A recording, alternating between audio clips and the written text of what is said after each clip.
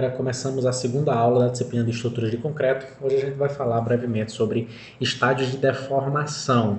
Estádios de deformação e domínios de dimensionamento são assuntos tanto quanto abstratos. Eu demorei muito para tentar entender isso e condensar, mas a partir do momento que eu entendi, eu vi que era muito simples e o quanto isso é importante para a gente entender de fato o comportamento do material concreto, principalmente quando a gente está pensando na modelagem estrutural em si, no comportamento da peça, com o que vai acontecer com o nosso material ali nas peças de concreto armado. Então, para verificação e análise do que são estádios de deformação, a nossa ideia é começar aplicando um carregamento e induzir a ruptura. Quando a ruptura vai acontecer nesse processamento, desde uma carga que parte do zero até a carga de ruptura, a nossa ideia é analisar quais as fases passam a seção do concreto.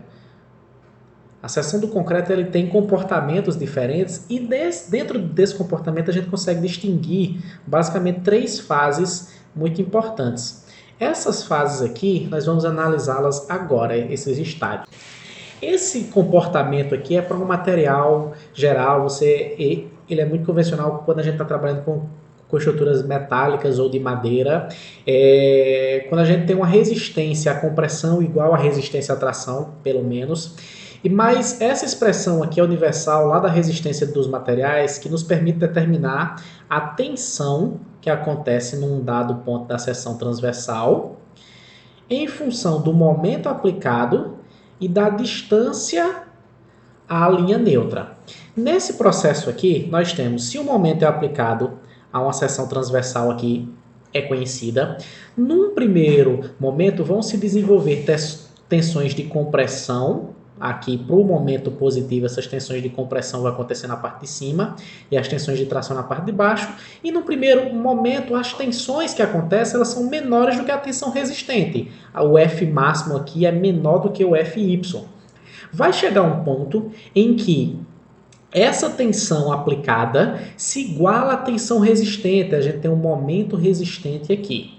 Só que após essa tensão resistente ser atingida, não quer dizer que o material entre em ruptura. O material começa um processo que é chamado de plastificação, ou seja, existe acréscimo de deformação, mas não existe acréscimo de tensões, até que nós tenhamos a chamada plastificação completa da seção, que acontece no momento de plastificação. O que acontece no concreto?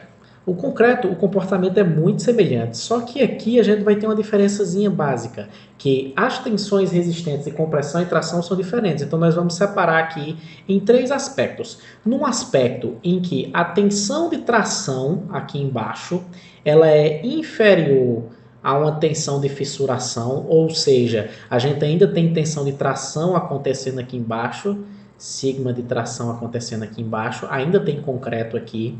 Numa segunda fase, nós já desconsideramos o concreto aqui e toda tração dessa região ela é resistida pelo aço, R do aço.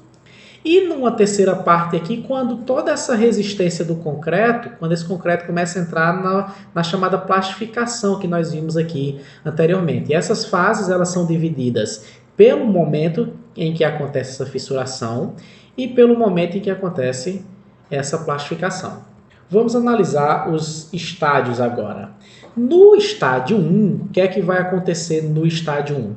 No estádio 1, a tensão de tração ela é inferior à tensão de fissuração. Essas tensões aqui são tão pequenas que o concreto é que está resistindo à tração. Essa resistência do concreto à tração é da ordem de 7 a 10% da resistência à compressão do concreto. A linha neutra fica lá embaixo e essa resistência aqui é suficiente para que não haja sequer fissuração no concreto. As deformações também são muito pequenas.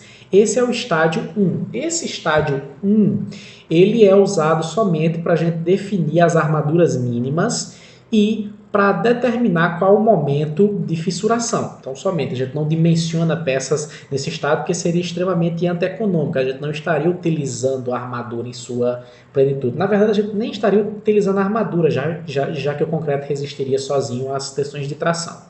Quando a gente parte para o estádio 2, observe que a linha neutra subiu. Ela subiu um pouquinho.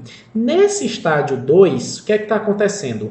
Eu já tenho uma fissuração se propagando na região aqui do concreto, as deformações são maiores e eu já nem considero a resistência à tração do concreto nessa região aqui. Para mim o concreto já fissurou, já foi embora, já não funciona e toda tração ela faz parte da resistência, ela é resistida e faz parte das tensões que atuam no aço.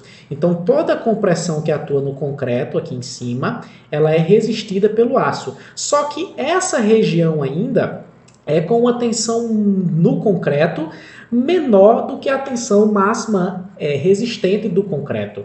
Nesse caso aqui, a gente só vai utilizar isso aqui para as verificações de alguns estados limites de serviço, como abertura máxima de fissuração, deformação excessiva, descompressão excessiva, etc. A gente também não dimensiona nesse estado. A gente já começa a usar o aço, mas a gente ainda não está usando o concreto em sua plenitude, porque o concreto aqui, ele não está sendo plastificado, a gente não está indo até a resistência máxima do concreto. E aí chega o estágio 3, que é a região de deformações nesse espectro de comportamento em que a gente faz o dimensionamento. A peça se fissurou ainda mais, essa fissuração subiu. A linha neutra, observe que ela subiu mais um pouco, as deformações aumentaram. Eu continuo sem considerar o comportamento da tração aqui do concreto. Para mim, o concreto, mais uma vez, já fissurou, já não responde à tração. Toda a resistência à tração é dada pelo aço existente, que se equilibra com a força que acontece no concreto. Só que agora, essa força no concreto, ela já é um pouquinho maior, ela já é da ordem, a deformação no concreto já é da ordem de 0,2 a 0,35%, e essas deformações aqui, elas já estão no limiar da plastificação. A gente começa a acontecer a plastificação. Um comportamento descrito e conhecido para o concreto é esse diagrama parábola retangular. A gente tem que esse comportamento inicial é uma parábola que depois se aproxima de um retângulo. Só que esse comportamento parábola-retângulo ele não é tão simples de se calcular. Então a norma a gente prevê uma simplificação no cálculo. Então esse mesmo estágio 3 ele é desenhado, descrito da seguinte forma. No estágio 3 acontece a mesma coisa que acabei de falar, e esse diagrama parábola-retângulo, que tinha uma profundidade da linha neutra conhecida como x, é uma propriedadezinha bem importante no dimensionamento da seção à flexão, ele é reduzido para 0,8. O que é que a norma diz em linhas gerais? Olha, se a gente não sabe calcular com esse diagrama parábola-retângulo, faz o seguinte, facilita e calcula com esse diagrama retangular, e para esse diagrama retangular você só considera 0,8 da profundidade da linha neutra, e nesse 0,8 eu coloco um parêntese aí, uma observação importante, que a norma de 2014 já não coloca diretamente 0,8, ela coloca um parâmetrozinho chamado lambda, que depende de FCK. Se FCK é menor do que 50 megapascal, aí lambda é igual a 0,8. A mesma coisa para a consideração da resistência máxima. Da resistência máxima, ao invés de colocar...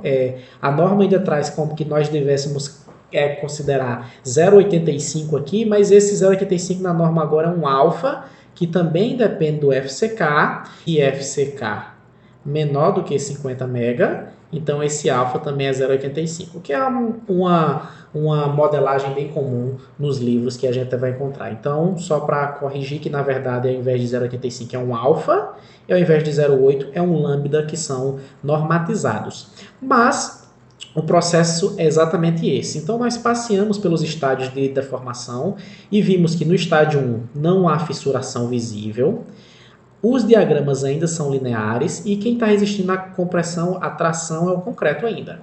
No estágio 2, esse concreto já começa a fissurar, mas a gente não tem a plastificação no concreto, a gente ainda tem as tensões no concreto limitadas. No estágio 3, a gente já tem a plastificação no concreto e todo o concreto já está fissurado e a gente idealiza um comportamento retangular.